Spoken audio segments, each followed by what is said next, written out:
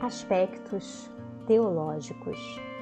Sempre que possível, o texto ressalta aspectos teológicos que considera relevantes.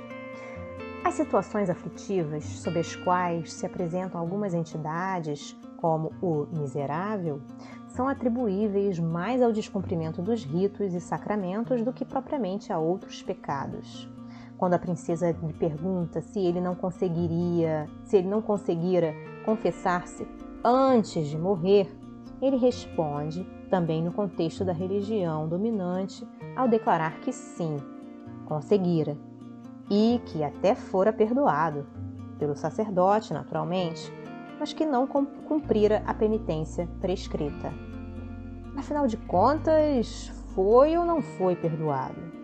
O perdão sacramental vale ou não vale? Para explicar essa discrepância, o prestimoso tradutor informa: na hora da morte, a alma que se salva recebe o perdão de todas as culpas, mas pelos castigos merecidos pelos pecados, a justiça infinita de Deus exige que a alma tem que fazer penitência até que a justiça infinita fique totalmente satisfeita. Logo, o perdão de última hora não tem o valor e a amplitude que se lhe atribui.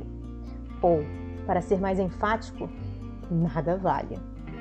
Eugenie von der Leyen acabou identificando o ser humano metido em toda aquela horrenda aparência póstuma. Fora também um nobre, um certo Heinrich von Emme, que, dado como redimido pela princesa, entrou no céu, segundo o bom Frei Gilberto. Estávamos a essa altura em janeiro de 1924. Preocupado com as lutas e sofrimentos da princesa médium, seu confessor entendeu que ela deveria pôr um fim àquele trabalho, deixando de atender aos espíritos que a procuravam, pois eram evidentes o seu desgaste emocional e os prejuízos à sua saúde orgânica. Não havia como, porém, estancar a romaria dos desesperados em busca de socorro espiritual e nem como ignorá-los nas suas aflições. Em outras palavras, a princesa continuou atendendo aos infelizes. Mais uma observação inserida no texto do diário informa que era a vontade de Deus que Eugênia expiasse os castigos que elas, as almas, haviam merecido e assim aliviasse e abreviasse os seus sofrimentos.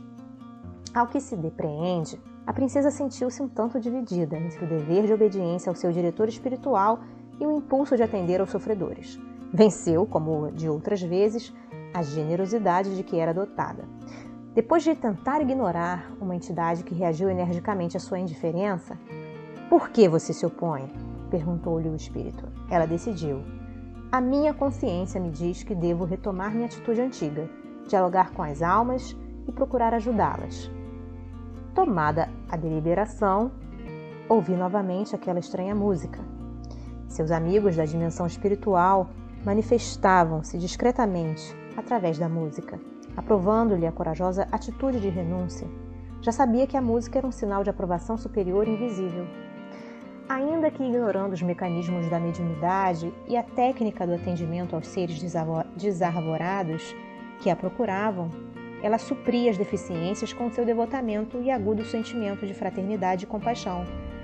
Por isso, as entidades continuaram a procurar por ela, que se transformara num ponto magnético de atração.